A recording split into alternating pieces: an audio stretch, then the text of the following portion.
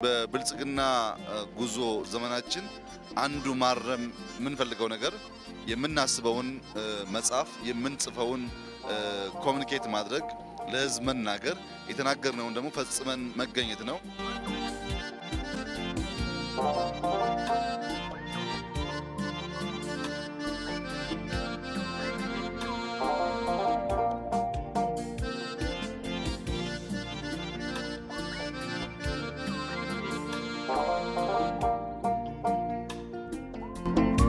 ለአዲስ አበባ በብልጽግና ዘመን ፀሐይ የወጣላት ነው።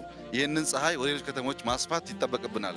ወደ መቀሌ፣ ወደ ባህር ዳር፣ ወደ ጎንደር፣ ወደ ጅማ፣ ወደ ነቀምት፣ ወደ አምቦ፣ ወደ አርባ ምንጭ፣ ሐዋሳ እያሰፋን ከሄድን 10-15 ከተሞች ካሉን በቀላሉ ከቦታ ቦታ ተዘዋውረን ለመዝናናት ቱሪስት ለመሳብ እና ገበያችን ለማሳደግ እውነተኛውን ብልጽግና ኢትዮጵያ ውስጥ ለማየት እድል የሚሰጥ ስለሆነ